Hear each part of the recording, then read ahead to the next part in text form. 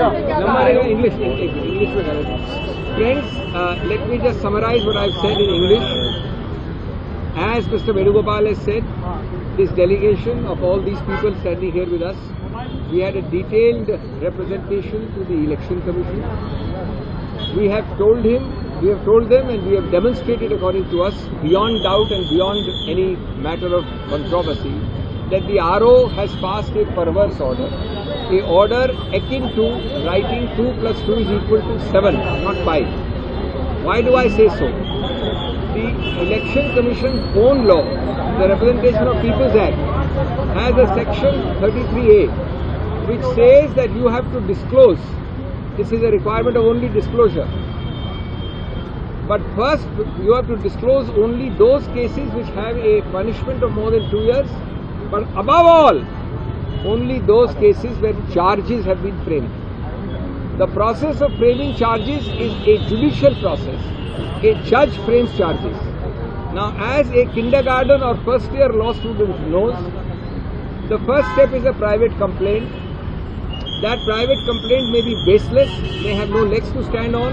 So the second stage is the taking of cognizance by the magistrate, a judicial element, an independent element. He may or may not take cognizance. There is an amendment to the law which says that before Mr. Judge you take cognizance, you must issue notice to the potential accused. Miss Natarajan only received a notice to come to the court and tell the court why cognizance should not be taken. That means the notice she received was before any cognizance was taken. Number 3, any kindergarten and first year law student knows that without cognizance, no criminal case exists in the eyes of law. There is no criminal case merely if I allege something against somebody else without a cognizance taken. Number 4 is more absurd. You have rejected Ms. Natarajan's nomination on the non-existence of even cognizance, which means there is no criminal case which she could have disclosed.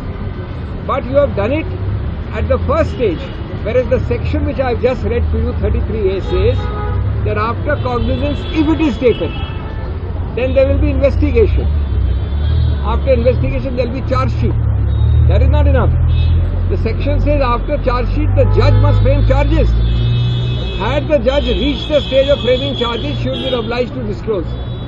It is a bizarre thing that the judge, that the RO has rejected it, saying that there is cognizance. The word used is Sangyan in the RO's order. Sangyan means cognizance. There is no cognizance taken. Ultimately, also we pointed out to the Election Commission that they are having a huge reservoir of power under Article 324. It's a constitutional power.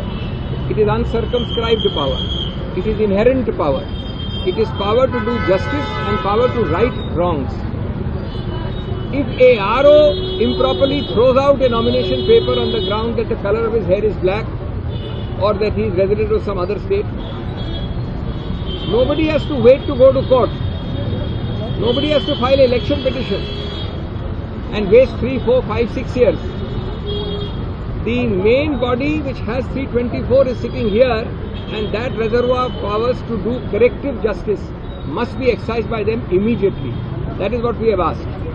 This has been done by them in a Haryana precedent where the RO was wrongly rejecting 2 nominations. This has been done earlier by them in a Gujarat precedent. We have given all those notes and papers to them. We hope and trust that the EC will realize that this creates a very bad, distorted, non-level playing field. A non-level playing field strikes at the heart of democracy.